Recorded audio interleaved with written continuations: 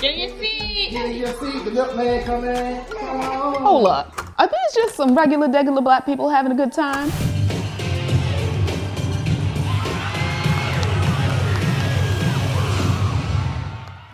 We love to see it.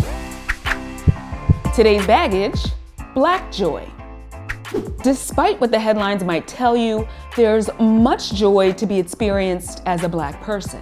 And while there is no single definition for Black joy, we know that the term is pretty much how it sounds. Black people of the diaspora experiencing joy, from the mundane to the ordinary. Black joy is everywhere. It's a collective experience and can even be an act of resistance. Today, Black joy is all the buzz, but the concept behind this happiness is nothing new. Black folks have been creating joy for themselves in all sorts of ways for centuries. Those fly cornrows? Black joy. The Black voters who showed up and showed out at the polls across the country and had a good time while doing it? That's Black joy too. And Whitney Houston hitting that high note during Super Bowl 25 back in '91? Oh yeah, that was absolutely Black joy. Even if you can't find its definition in Webster's dictionary, Black joy more than exists. And Black folks are calling it out when we see it, especially in a world that perpetuates Black trauma. In her 2016 film, 13th, Ava DuVernay chose to highlight Black joy with a Black joy sequence to parallel the documentary's overall heavy subject matter. In 2018, photographer Adrienne Waheed published a photo book entitled Black Joy and Resistance, which captured stunning images of Black joy and culture during events like Brooklyn's Afropunk Festival and the West Indian Day Parade. Black joy has even entered the hallowed halls of academia. Professor Andre Brock explores the subject in the digital space through his work Distributed Blackness, and says that we're seeing this phenomena really make waves on social media, largely as a response to racial battle fatigue, or the exhaustion that Black people feel from the onslaught of images of Black trauma. That constant display of Black death in your social media feeds, a space which is supposed to be a space that uplifts you and connects you, can lead to fatigue. It can lead to depression and despair. I think in many ways, the repetition of those images has led people to be cynical about whether they can make any change. Brock is an associate professor at Georgia Tech, who is also known for his pioneering research on Black Twitter. You have to have moments of joy and find joy in your everyday life to be able to survive these moments of affront, these moments of injury and insult, right? And so I am deeply angry about the death of George Floyd. I'm angry about all those things, but there also is something that social media brings to us that allows us to not forget, but to simultaneously experience that joy and that anger in a way that helps us keep our humanity. Black joy can be multidimensional and contextual. It can be resistance to oppression, but it doesn't have to be.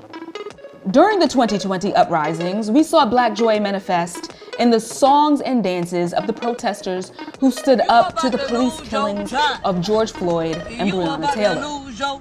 Amanda Gorman broke the internet when she recited The Hill We Climb at the 2021 inauguration, a poem that was a sharp criticism of the Capitol insurrection and a powerful representation of Black joy nonetheless. Skinny Black girl, descended from slaves and raised by a single mother, can dream of becoming president. Whether it's a song and dance, meditation, or a million other things, Black joy is exactly what its intended audience needs it to be. And it takes on so many different forms online because it's so idiosyncratic.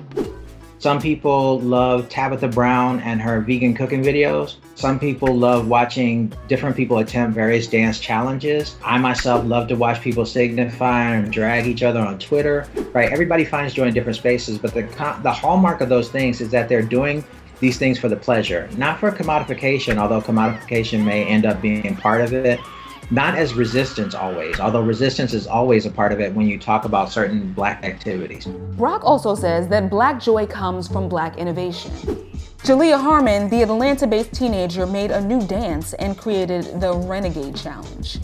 We also introduced new language. Brock points to Peaches Monroe, who created On Fleek. Abraz on fleek. Or Kashawn Thompson, who created Black Girls Are Magical, which was shortened to Black Girl Magic.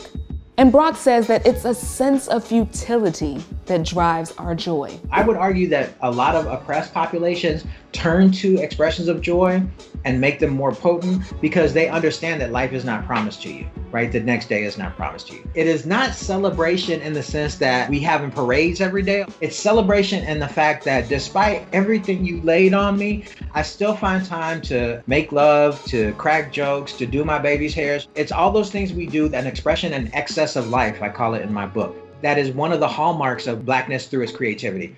And so that is, I think, part and parcel of joy, that celebration of being able to create and repair the hurts that have been done to us through our communal and individual actions. The idea is that Black folks gonna celebrate together. And Twitter's call and response nature makes it a perfect place for Black joy to flourish.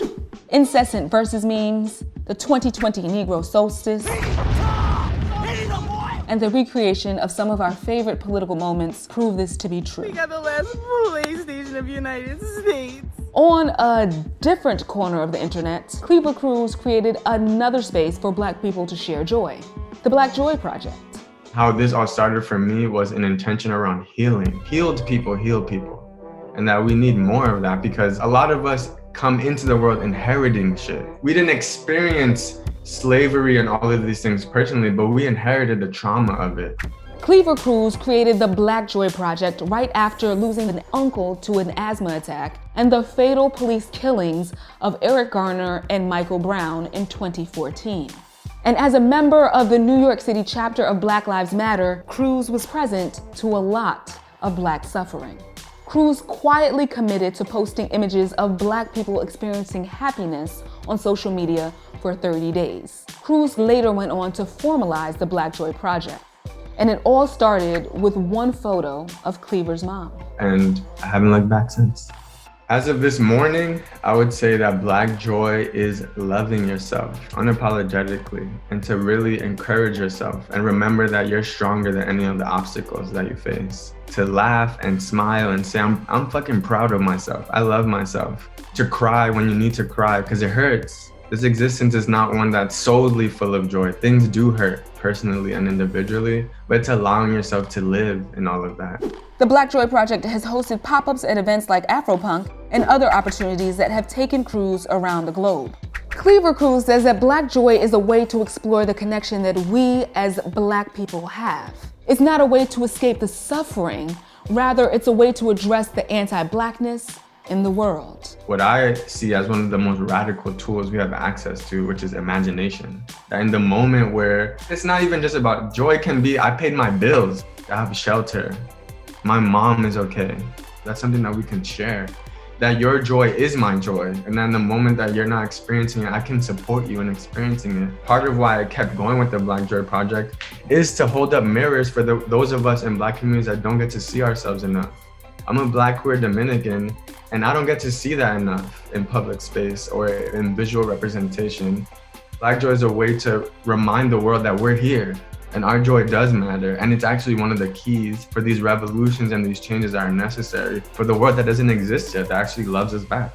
Black people have survived the atrocities of history because of joy. We thrive because of joy, and we will continue to make moments of joy no matter what. Even in the face of white supremacy and systemic racism, we will continue to be Black and joyous, just as we continue to fight for our liberation.